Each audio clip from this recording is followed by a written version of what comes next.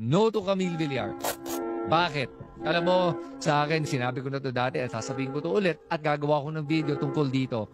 Pag ang isang kandidato gumagastos ng 1 bilyon, mag-isip-isip ka na kung bakit ang isang kandidato gagastos ng 1 bilyon para maging senador.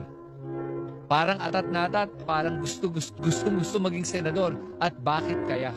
Tingin mo ba hindi nila babawiin yung perang yan na ginastos nila na 1 bilyon? Serbisyo ba talaga ang rason kung bakit sila tumatakbo? At saka, ayoko na ng political dynasty.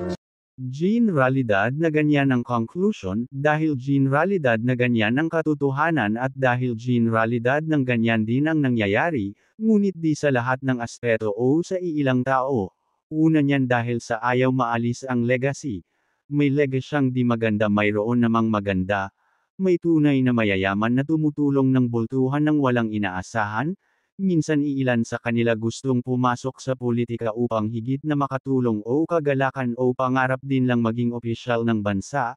Ngunit tandaan nyo, huwag nyong iboboto ang minsan di ginawa ito sa matagal ng panahon, o bago pa magbotohan, dahil tiyak babawiin talaga nila yan. Di lahat ng political dynasty ay masama. Kung ang pagka-political dynasty ay maganda, huwag niyong itatakwil, huwag lang papojok o papa-influensya, o papaloko, huwag iboboto dahil sa sikat o dahil sa mga bigay-bigay, iboto sa dahil alam na di masama.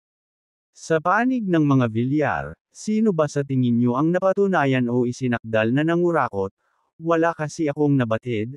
Iboto niyo yung walang dungis, at matapang na di puro na lang tapang at tunay na makadiyos.